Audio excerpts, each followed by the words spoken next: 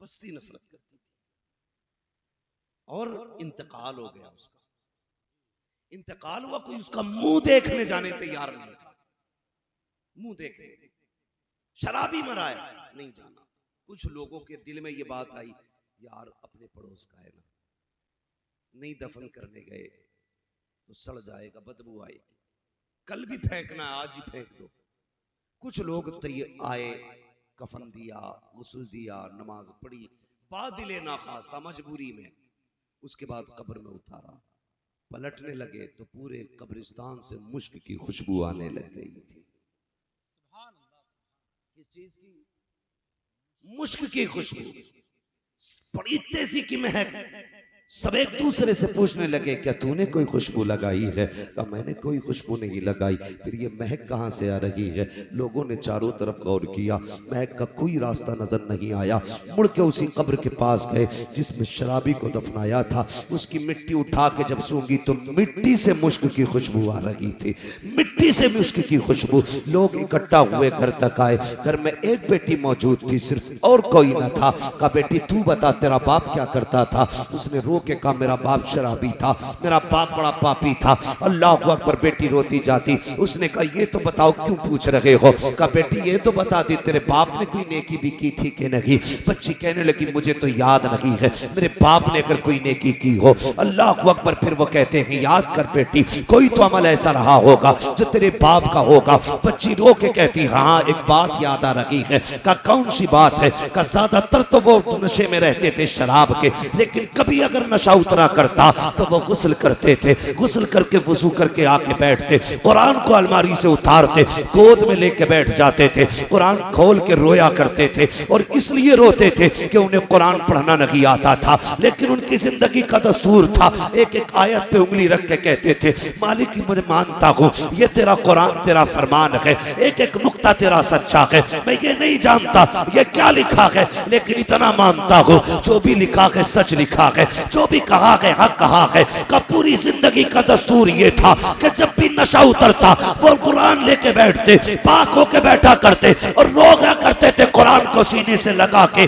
का ये तो अमल था। सबकी चीखें निकल गई और सबने अपने सरों पे हाथ मारा और कहा था यार अगर सिर्फ प्यार करने वाले से कुरान इतना प्यार करता है तो फिर पढ़ने वाले से कुरान कितना प्यार करता हो। आदत बनाओ कुरान पढ़ने, आदत बनाओ। मेरे हुजूर है, जंग का मौका है, सहाबा की सफे लगी पड़ी है जंग के लिए, सहाबा की सफे लगी है। इतने में जनाजा उड़ता हुआ है, जनाजा उड़ता हुआ आया, हुजूर के आगे रख गया। कोई उठाने वाला नहीं था जनाजे को, कोई लाने वाला नहीं दिखा। हुजूर ने नमाज जनाजा पढ़ाई, जनाजा फिर उठा उड़ के चला गया। सहाबा कहने लगे हुजूर ये कौन था, कौन नसीबों वाला था जिसकी नमाज जनाजा आपने जंग के मैदान में पढ़ाई।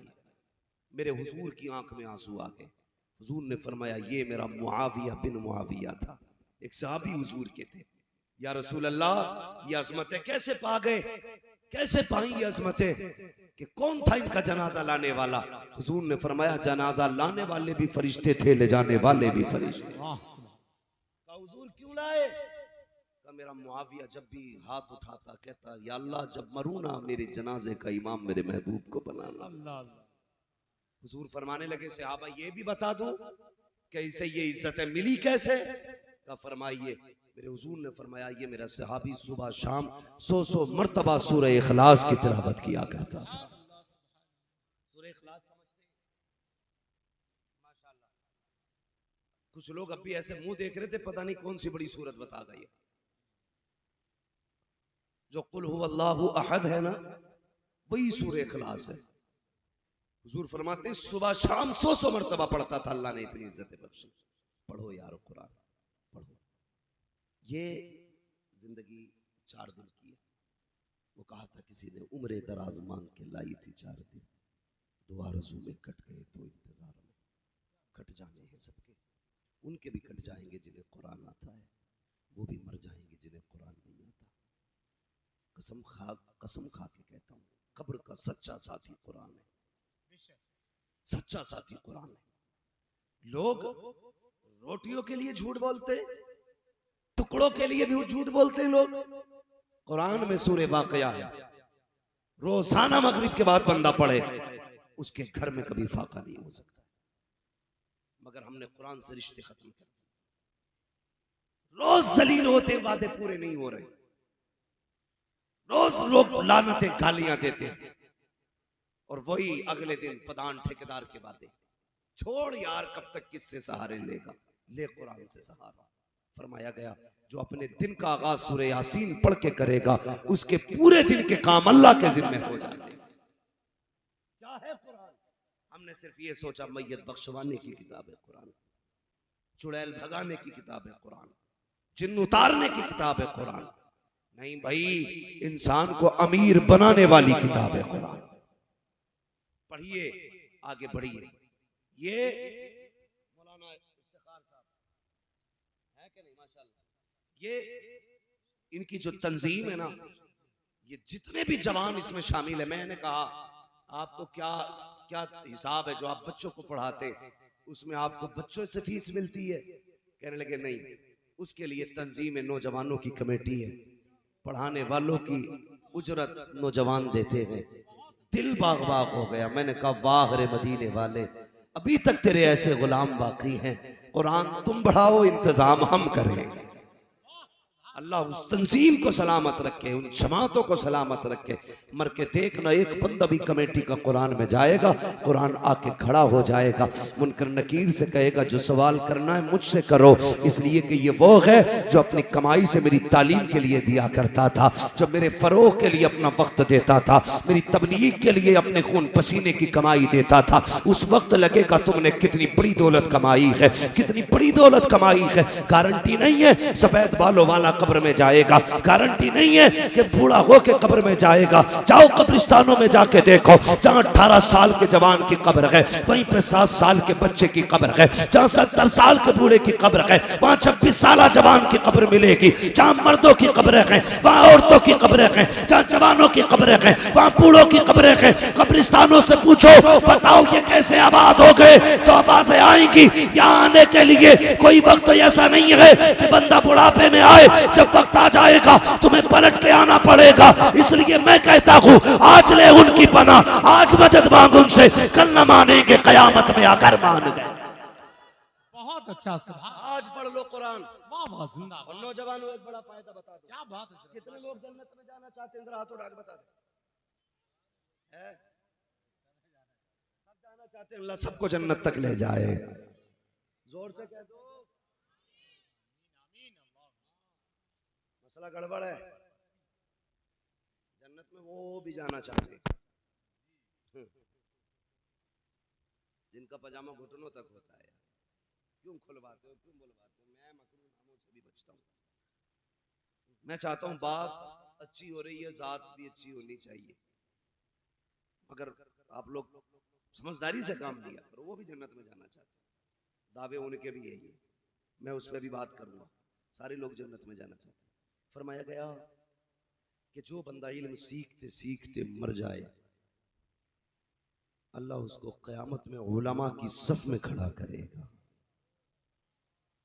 और ये भी एक रिवायत है, जो बंदा इल्म सीखते मर जाए, अल्लाह उसे शहादत की मौत अता फरमाता है। इससे अच्छी कौन सी बात है? इल्म सीखने के लिए एडमिशन जरूरी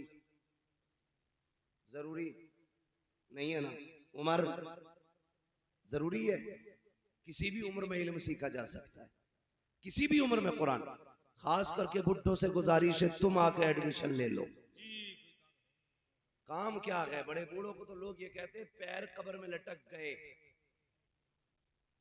मगर आज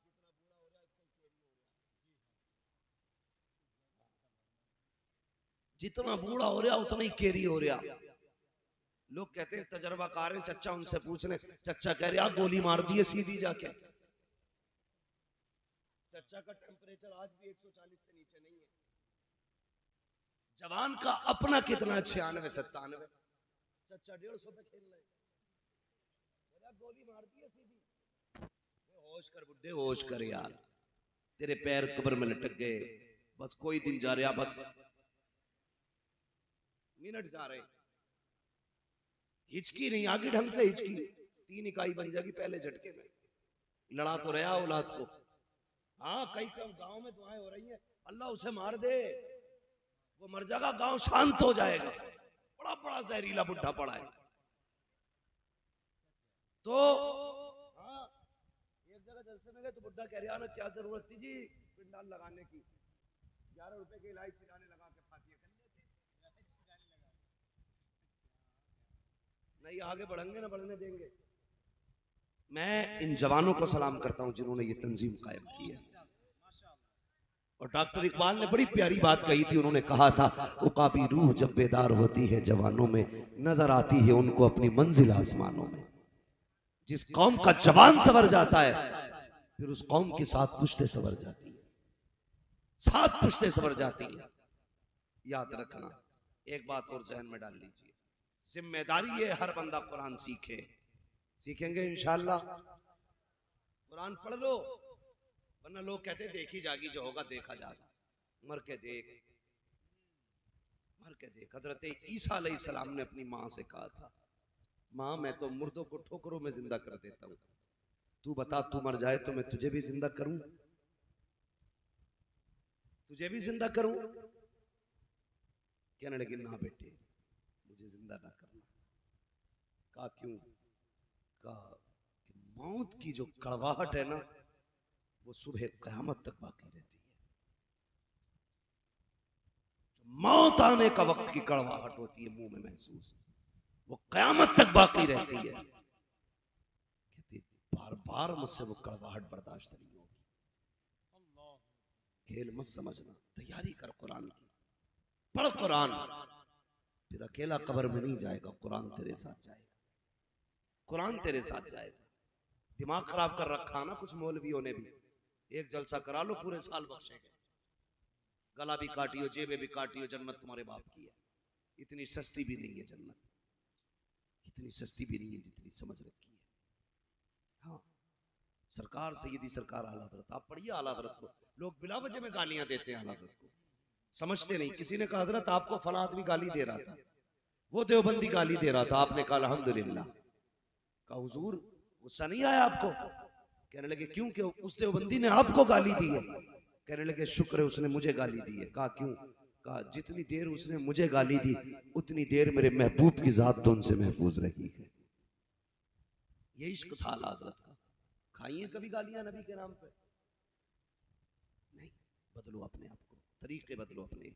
और याद रखिएगा, जहां कुरान को तजवीद के साथ पढ़ना हमारी नमाजों के लिए जरूरी है, कंजुल ईमान के साथ पढ़ना हमारे अकीदे के लिए जरूरी है। ये भी जहन में बात है। कई जगह तर्जुमे देखे मैंने, बुल्लन शाह, तुल्लन शाह, फलाने शाह, ये तर्जुमे ला के रख दिए। याद रखना, जन्नत में जाना है ना तो कंजुल ईमान पढ़ा करो। और किसी भी बदमज़हब का तर्जुमा मत लेके आना, इसलिए कि वो तुम्हें जहन्नम में ले जाएगा। आला हजरत का कंजुल ईमान तुम्हें जन्नत में लेके जाएगा। अगर मैं मिसालें देने लगूं ना कहां कहां गलतियां की हैं तो बड़ा वक्त लगेगा। बस इतना बता देना काफी है कि अगर जन्नत में जाना है तो मसलक के आला हजरत पे मजबूती से कायम रहना है। रहेंगे इंशाअल्लाह। सारे बोलो। दावत तो नहीं मार देते हो कभी कभार, कभी छठे चौवा से खाइए। अरे भाभीियों में दावत खाइए एक आध बार। देखियो कौन नहीं बोल रहा, खाइए दावत। रिश्ते हैं उनमें, उनकी लड़की है तुम्हारे घर, तुम्हारी उनके घर। अजीब मसला, लोग कहते दे नहीं सकते, ले तो सकते। ये दो तो एक जाती है, लाओ तो परिवार चला जाता। होश में रखा करो। हाँ, पूरा परिवार चला जाता है। इसलिए मसला के आला हज़रत की पाबंदी जरूरी है। और कंजुल ईमान तर्जमे के साथ पढ़ा करें। ये जो तंजीम कायम की गई है, जिम्मेदारी है सारी कौम कुरान की तरफ पलटे, आए कुरान की तरफ। मैंने ऐसे ऐसे नसीब वाले कारी देखे हैं, ऐसे ऐसे नसीब वाले कारी देखे हैं जिनकी आखिरी सांसों में उनके लबों पे कुरान की सूरतें थी। कुरान की सूरतें थी। और एक बात बता दूं नौजवानों, बीड तो अक्सर लगाते हैं ना, शायद हो सकता कई लोगों के गलों में तो अब भी वो पट्टा पड़ा हो।